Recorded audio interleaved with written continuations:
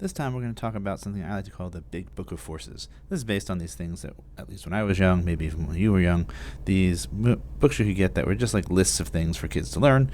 And we're going to do something similar. We're going to go through all the different kinds of forces that you might encounter during our work with dynamics.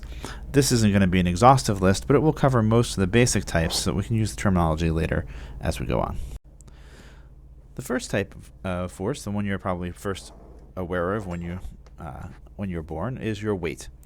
The gravitational pull of the Earth on an object on or near the surface of the Earth is called its weight. The agent for the weight force is, of course, the entire Earth pulling on objects. So not just the floor that you're standing on, but also things over in Tulsa and things in Shanghai and things from the center of the Earth. All of the Earth added up together, the net effect is called the weight. An object's weight vector always points vertically downward, no matter how the object is moving. That's because weight defines downward. We think that things fall downward. They fall in the direction of traction towards the center of the Earth. So the point they're trying to make here is that if we were just let it go, there's a weight pulling down. If things falling, if it's moving upward, if it's moving downward, if it's just rolling on the table, if it's in projectile motion, if it's at rest, no matter what, the Earth is going to pull on it, and it's going to pull on it with a force called weight. This textbook that I stole this from uses the symbol W. I don't really like that. I use F sub G. We'll talk about later why. But the G here is the Earth's gravity. All right, springs exert forces. A spring is, of course, just a coiled piece of metal, although we'll extend that to a lot of things in physics that act like that. But sort of your mental image is a coiled piece of metal. And springs exert a force such that if you stretch the spring, it pulls at either end trying to get back to its original length, and if you compress the spring, it pushes at either end trying to get back to its original length. We'll talk more detail with springs later in the chapter, but they're an important thing in physics because basically all equilibrium systems look to first approximation as springs. When a string or a rope or a wire pulls on an object, it exerts a contact force that we call the tension force, or just tension. The direction of the tension force is always in the direction of the string or rope. In other words, the tension is being pulled here. In essence, the tension force is sort of a spring force that is on a thing that can hardly stretch at all. In other words, you basically can't perceive the stretch of the rope, but it's acting like a spring that when you try and stretch it, it tries to pull back. And on the other hand, if you compress it, it simply collapses. That is to say, ropes or strings or wires, they can exert tensions, but they can't resist compressions. They don't exert compression forces back. All right, the force exerted on an object that is pressing against the surface is in a direction which is perpendicular to the surface, and we call that a normal force. The word normal here is fraught.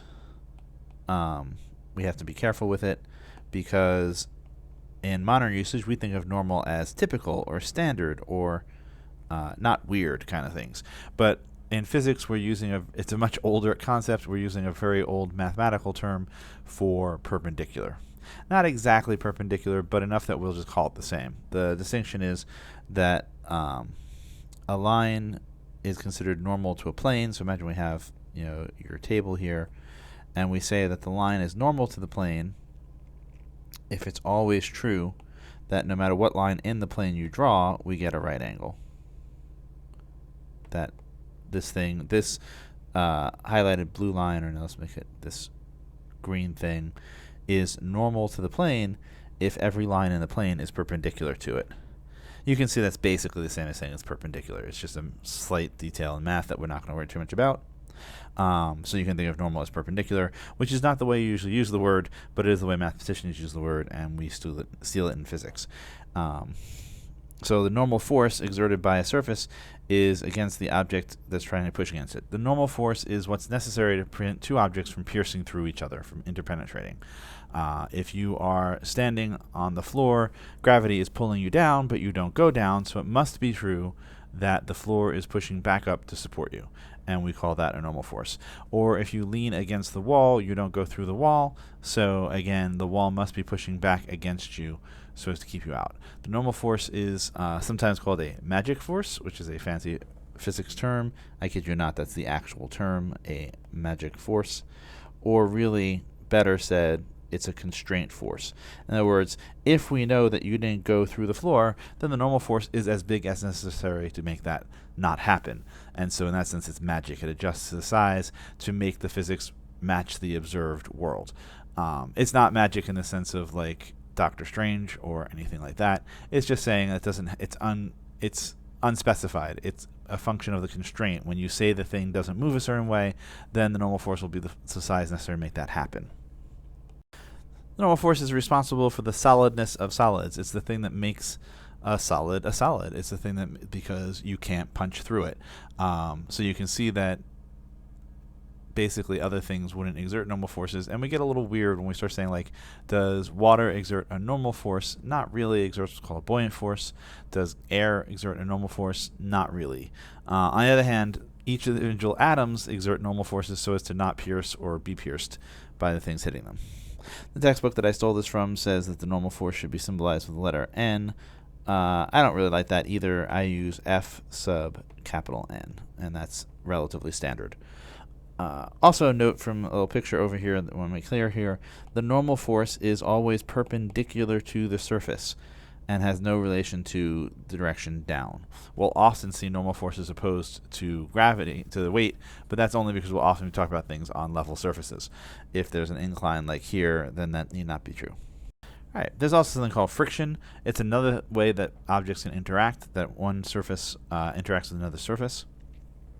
The frictional force is always parallel to the surface, so if we think about having this and we put a block on top of it, and we say what are the forces on the block, well, there'll be one case where the table or whatever holds up the block. That's a normal force.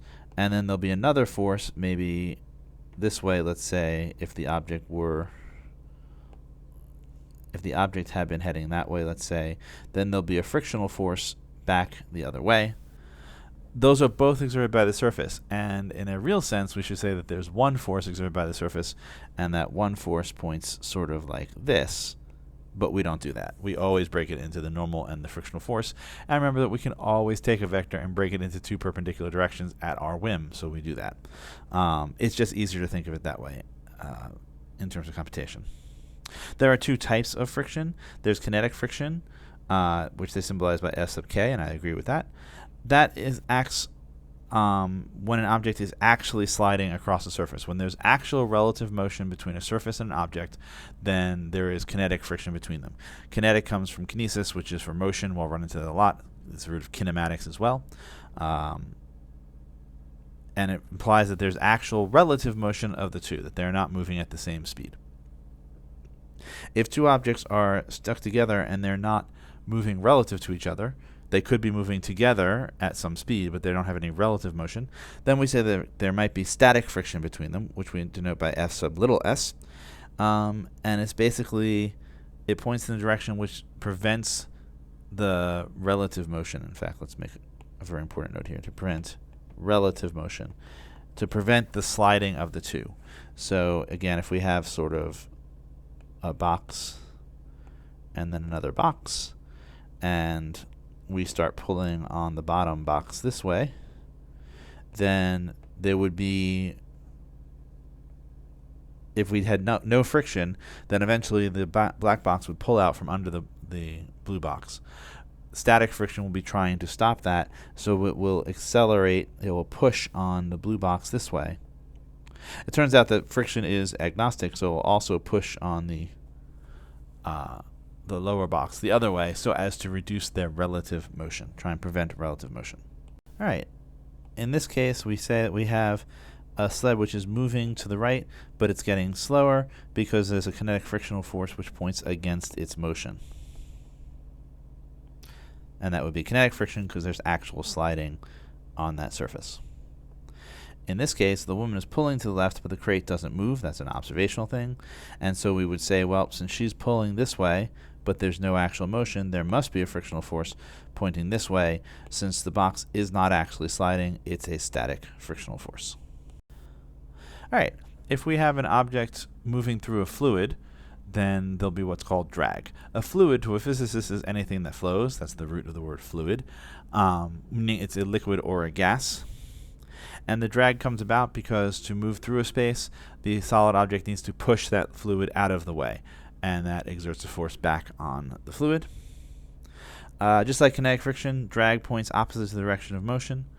Drag is generally quite annoying, and we will deal with it a little bit, but it ends up being velocity dependent, whereas the other kinds of frictions turn out to not be velocity dependent, and that velocity dependence makes it very hard to do anything algebraic with drag. We will talk about some special cases, but it'll be hard to compute things because it really requires calculus to do so. The most common kind of drag that we would run into would be air resistance, and we'll talk later about when you can neglect it and when you can't. It's important to understand that from the context of the AP class, is that you neglect air resistance unless specifically told to consider it. All right, so unless you're doing a thing which specifically involves drag or specifically involves what's called the terminal velocity, which is the output of the drag, then you should not include it. Do not waste your time wondering, is this a case where, in terms of the AP exam, it will be obvious when they want you to consider it. And if they don't say anything, you should assume that they don't. All right, thrust is a force that occurs when a jet or rocket engine expels gas molecules at high speed. Thrust is the force opposite the direction in which the gas is expelled. In other words, if you throw fuel out the back of the rocket thrust goes forward, points forward, moving the rocket forward, or trying to accelerate the rocket forward. We'll talk about the physical origin of thrust later, but it is essentially because to get the gas to move this way out of the rocket, then the gas must be exerting a force the other way. We'll come back when we talk about Newton's third law and deal with that a little bit more explicitly. All right, electric and magnetic forces. Electricity and magnetism, like gravity, are long-range forces. They're non-contact forces. You don't actually have to be in contact. The forces of electricity and magnetism both act on charged particles, things that have, charged, like you've seen in, say, chemistry or heard of it in biology.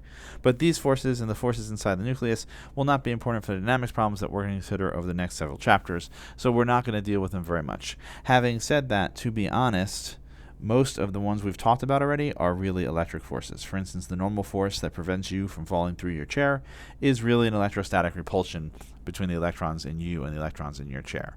And likewise, the tension is exerted because of electromagnetic interactions of the molecules inside the spring that prevent it from being stretched, or at least resist it being stretched.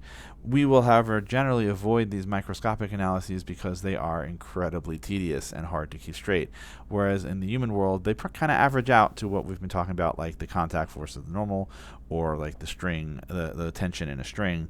So we will make our lives easy and not deal with them in any great detail. All right. Ball rolls down an incline and off a horizontal ramp. Ignoring air resistance, what force or forces act on the ball as it moves through the air just after leaving the horizontal ramp? And in doing this, certainly the most important words here, or at least some of the important words, are going to be after leaving the horizontal ramp. So it's no longer contact with the ramp. In fact, it's not contact with anything at all except the air, and we are told to ignore air resistance, so contacting the air doesn't really matter, meaning there are no contact forces. The only non-contact force is gravity, which produces a weight. So that's really, we should go with that. A is the only force that acts. The AP committee will definitely want to lure you into this one. Don't fall for it. There is no force to maintain motion. There's no things don't need to explain their motion. You need to explain when their motion stops.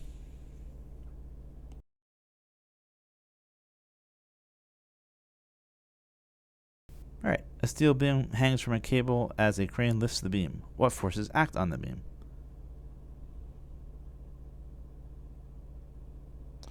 All right, here again we want to say, well, what's in contact with the beam? Before we do anything, we should always remember there's always going to, if it's anywhere near the Earth, there's always going to be a weight. And then what's in contact with the beam? Well, the cable is in contact with the beam, so we would put that in. and nothing else is. And so therefore it would have to be gravity and tension in the cable. Again, watch out, there's no such thing as a force of motion. That has no real physical meaning. Forces are not this mystical thing that happens because you're moving. You move because there's an unbalanced force on you. There's physical objects producing forces on you.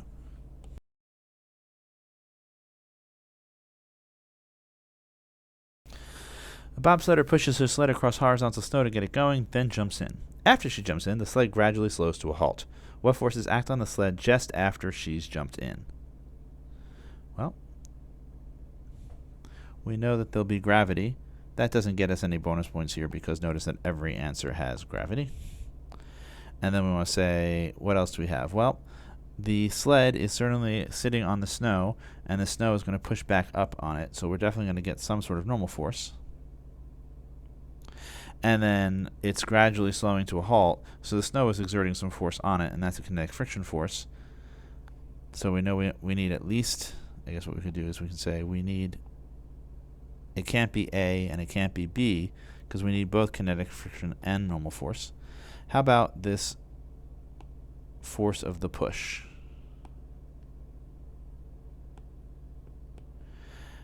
And the answer is no. We don't actually have the force of the push, because once she's jumped in, she's not pushing it anymore. And forces have no memory. They only are what's touching the object right now. She's no longer pushing the sled, so there's no force from her. That force was obviously important in getting the sled to move, and it gave it its initial velocity, but is no longer moving it forward. And therefore, our answer is going to be gravity, a normal force, and kinetic friction.